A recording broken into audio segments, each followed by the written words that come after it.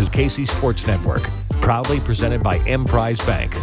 Welcome back to Run It Back on a Kansas City Sports Network here. Okay, look here. We we had to come with the business, right? We had to come with the business. Ayoka Lee, baby, she's coming back. One more season. She got one more left in her. She ain't done yet.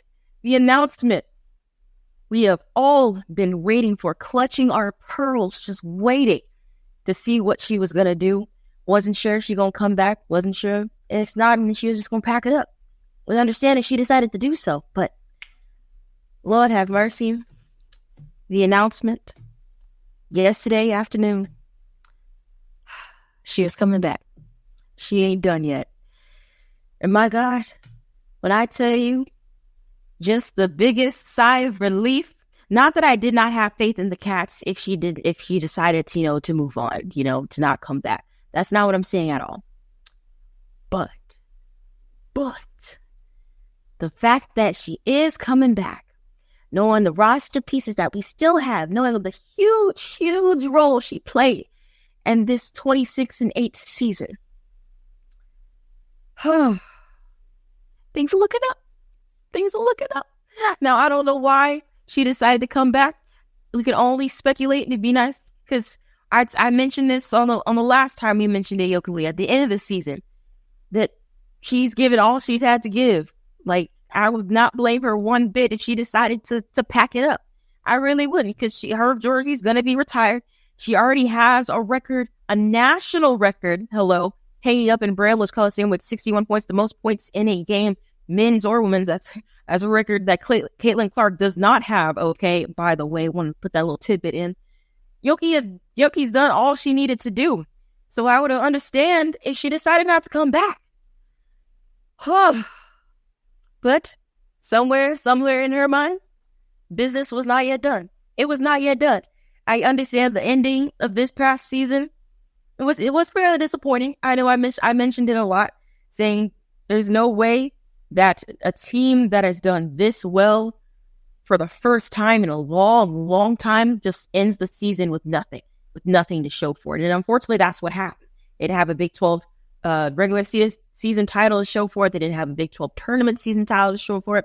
They didn't get past the second weekend of the NCAA tournament, or the second game of the NCAA tournament. Those are things that, oof. That was a blow, especially considering how much of an amazing overall season that they had. So maybe that was one of the reasons why she decided to come back. Because I understand we did lose Gabby, unfortunately. We lost a couple transfers. We had a Heavenly Greer into the transfer portal, and another one of our players as well. So there's still roster spots that need to be taken care of. Obviously, Gabby Gregory graduating and putting her name in the WNBA draft, by the way. Hey, but we still had our main pieces, our main core with the Glenn twins, with Serena Sundell, with obviously Terrence Sides, and of course Anna Walker, and so many other players that contributed to this 26-8 season, right? So that's cool. That's all. That's great comfort, but that additional comfort that Yoki's going to be coming back with an experienced roster. I will say an experience. We're already experienced. But now, not only did they gain that experience from, Serena Sundell, Jalen and Briley Glenn playing all the way from freshman year all through every single game, all the way up to their junior year. The experience is there, obviously, of course. But now, they've had that taste of winning that they never really had in their career at K-State before. Either one. They've been to an NCAA tournament before. Absolutely. That was what? Year before last, for the season that Yoki was injured. Okay. They've been to the tournament then. They were sophomores then. They were freshmen then. They experienced the tournament, right? Cool.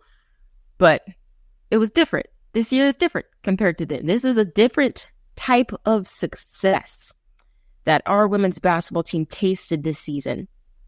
And it's hard to admit that you don't want more, because it's impossible to think. And obviously the growth of the sport has jumped significantly, and Caitlin Clark will be thanked for that. truly, truly. But to keep this ball rolling, especially all the love that all of us and all of you guys showed to them in Braylers Coliseum this season, that's like a drug. You keep feeding that to them because one, not only will that just like up the ante on them playing better as a team and individually, bro, this gonna bring some other big recruits in down the road. Especially considering, like I mentioned before, the growth of the game just skyrocketing this past season. Like, it's hard to think that Yoki wouldn't be like, yeah, I want another piece of that. Because who knows if she decides to continue playing basketball after her final season at K-State. I don't know. I don't know her mindset. But I mean, this is that time. Like, how often are you going to be able to experience this again? Experience this atmosphere again? Experience this level of winning and possibly going to a next level of winning again? You know what I mean? It's right there. It's right there. And I know K-State as a whole, I'm not saying that this team with Yoki coming back has a chance to make a run to the Final Four. I'm not saying that at all, even though, damn it, it'd be dope. It'd be dope. I'm not saying that is now written in stone that will happen now that Yoki's back. I'm not saying that at all. But I know we ain't gonna start the season unranked. I know that's for damn sure. We started this season off ranked, then we put people on mother loving notice as soon as we took down Caitlin Clark and the Iowa Hawkeyes in Iowa City in front of her own crowd. Had a freshman hit her own move in front of her. You know what I mean? So I'm saying, like, I don't think we're gonna catch people off guard like that no more. You know what I mean? We're not going to catch people off guard like that. And we shouldn't. People need to know good and well beforehand who's going to be showing up in their crib, right? And I think right now with Yoki especially coming back, it's going to be. I don't think we're going to be ranked top 10 by the time the season starts. It'd be cool. It'd be great. But I don't think that's going to happen. But top 15 is the goal for sure. For sure. I do think that's very, very feasible. But man, it's just... The wheels are turning. I know they still have, I think, at least one roster spot that needs to be filled. They were able to get a transfer from Missouri State. I want to say just a few days ago, a little like late last week, I think. Someone who averaged, I think, a double-double or near a double-double at Missouri State. So got another dog coming in for K-State, you feel me? Continuing that defensive mindset. I know that the gap goat, I pray, does not die away. Since Gabby, you know, is now graduated, she's the mother of the gap goat, right? So hopefully that idea of the gap goat and all the excitement around that damn goat will stay in Manhattan because, baby, it worked. It worked. One of the best defensive teams in the country and the only team to hold Iowa to its lowest scoring total at 58 points in the entire season. We've seen some damn good defenses go up against Iowa. And they still ain't scored less than 58 points to win K-State, played them, right? So that defensive mentality, I have no doubt in my mind that it will go away. But I know something about that goat. It just makes things maybe a little bit easier. You know what I mean? It's that different type of mentality. And I think it will stay, and I hope that it does, right? But, wow. This is just a different type of excitement. I just don't think y'all understand. Even though y'all know what Yoki's done, y'all seen it with your own eyes several times, more than anyone can count. But now, like, just what the future holds all together after a little bit of the taste of winning that they had this year, but also just didn't get that title set in stone, nothing written in stone, nothing on t-shirts, nothing on banners. That's what ended up hurting, I think. That's what ended up hurting. They won a lot of games this year, but the fact they had nothing physical to show for it, I think that's that hunger. That's that hunger coming back for her. I think, in at least my opinion, for her, Yoki, and this team. Whoa! I'm just saying, put the word out there that we back, that we up. All right. And before we go to break, one thing that you're going to be up and doing is go to homefieldapparel.com. Please get your shirts, get your hats, get your hoodies, even though it's summertime. But I know there's some weirdos out there who wear hoodies in the summer. So might as well get one that says K-State on it. You feel me? So please, homefieldapparel.com. And we'll be right back on Run It Back. We appreciate you supporting KC Sports Network by listening to our podcast. You have helped us become the highest-ranked Chiefs podcast network in 2022 and 2023. And don't forget about our daily Substack newsletter, the best written analysis you can find on the Chiefs straight to your inbox every day. kcsn.substack.com. Welcome back once again. I was talking up Yoki, our 6'6" queen, Princess 61, that I think needs to be upgraded to Queen 61, considering that record is no closer to being broken. So that's hers and will forever be hers. You feel me? You feel me? But I was talking earlier about the growth of the game and how that has been just incredible nationally and obviously in Manhattan, because what y'all were able to do at Bramlage Coliseum with the support and all the little baby gap goats and stuff that you had players signing, all the little girls and boys coming to Bramlage Coliseum, watching our K-State women's play and essentially dominate a lot of these teams. It was something special to witness, truly. And I personally could not be there physically because I got jobs, I got bills to pay. You all know how that is. So unfortunately, I was not able to make a 3.5-hour trip to go to some of these games like I really would have wanted to. But I was able to watch on TV. Okay, I was able to sit down on my couch or try to sneak my phone at my desk to see at least the second half of some of these games, right? So I could see it, I could feel it through whatever I was watching the game on, right? And I love that. Just the growth of the game. It's incredible. It's really, really incredible to witness in all aspects. And just this year overall is insane. And now the final numbers came out. I know y'all know, because I know y'all had to watch. We all watched. We all watched. But now that, the season has been wrapped up, and it wrapped up on Sunday with Iowa finally going down against South Carolina 87-75. Y'all want to know how many people watched that game on Sunday? Over 18 million people. Over 18 million people watched the women's NCAA championship game. I'm just, y'all don't know how happy this makes me. I have the biggest smile on my face reading those numbers. It was already incredible when we were reading the numbers when Iowa was playing LSU and when Iowa was playing UConn. I know the common denominator in all this is Iowa, but my gosh, the numbers, the math was mathing. And I know the championship game on Sunday, it peaked, I think, at 24 million 24 million people. The most viewed basketball game, college men's, women's NBA since 2019, bro. This was a women's game. And it was every single game was pure entertainment. All these games are already entertaining. It was just for the haters who just had any reason to hate on anything and everything that had to do with women's sports. But now they were over here watching, eating their damn popcorn, be like, damn, she pretty good. I wonder how I didn't know about this. Well, Craig, welcome to the show. We've been new. And it's just, I just love every single second of it. Because I saw something on social media, or something on Twitter. I'm still going to call it Twitter because, But anyway, on Twitter, saying they posted a picture of, the sold out arena that they were in Cleveland, Ohio, with everyone excited, with, the graphics, with the fire, the introductions of the players and the teams and the coaches. They had that picture up there from the top deck, just overlooking everything. And they said, man, we've come a long way since that weight room picture in 2021. Bro, and I tell you, I forgot about that. It was 2021. It was of course, after the pandemic, the first tournament, I think, after the pandemic, to where they had it back because they didn't have the tournament in 2020.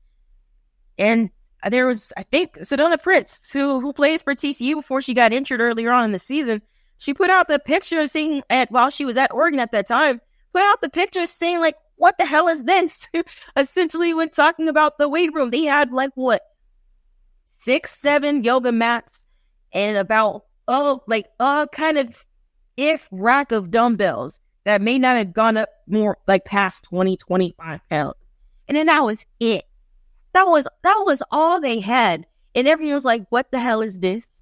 Once she put that out there, everybody was like, nah, this is purely unacceptable, because why would you think any sort of athlete of any sport, of any age group, of any level, why would that be okay?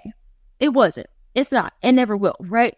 So to see where they came from at that time, 2021, to where they are right now, it just blows my mind, because this was always capable. I know this is the Caitlin Clark effect. Think how you want to think about her. She may not be your favorite person in the world, favorite player in the world, whatever, don't care. But she's damn good. She is damn good. She was easily the best player in the country this year. Easily. And I'm glad she was able to get that attention, because now that spreads the light for knowing that, wow, people found out that there's a lot of good players that plays women's basketball. They learned. They found out. And I hate that it took Caitlin Clark to do it, because there's a lot of players from every single year, every single season that was also good. But then, unfortunately, they just never got the recognition. But now it can't be ignored. Now it cannot be ignored, because, man, they were talking about the class of 2020. Bro, with Caitlin Clark, Paige Beckerts, Cameron Brink, you had Camila Cardoso from South Carolina, right? Our 6'7" queen over there. Okay, Angel Reese.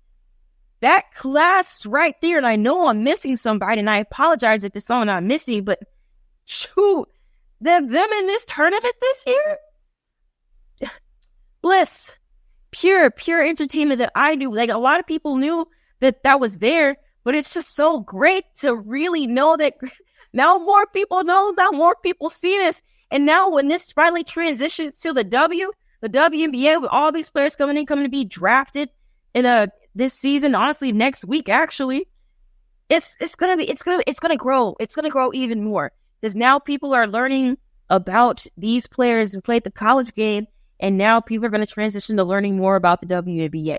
Now I know there's some more ignorant people out there talking about who just found out who Diana Taurasi is, I guess, and what she does to rookies when she was talking about Caitlin Clark.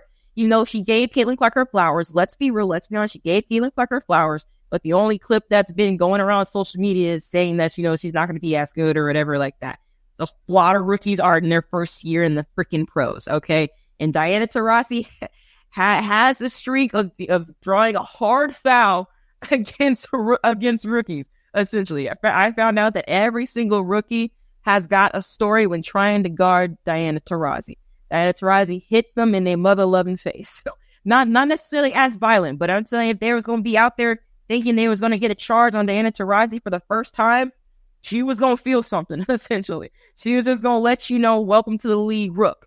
That's just how she is, and that's how she has been for the almost, if not 20 years that she's been in the WNBA, okay? But now people are at least noticing this. That's just going to have to be the next step of growing this game. Once all these players that I just listed at the class of 2020, that's going to be top draft picks coming up, move into the W. Now they can see there's already a lot of viewership this past season for the W, but now it's just going to be able to grow with this class and just overall, because now everybody watches women's sports. And I tell you, one time and time again, a smile this brings to my face. I cannot wait.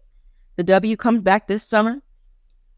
You have Gabby Gregory. She said she was gonna go enter her name into the WNBA draft.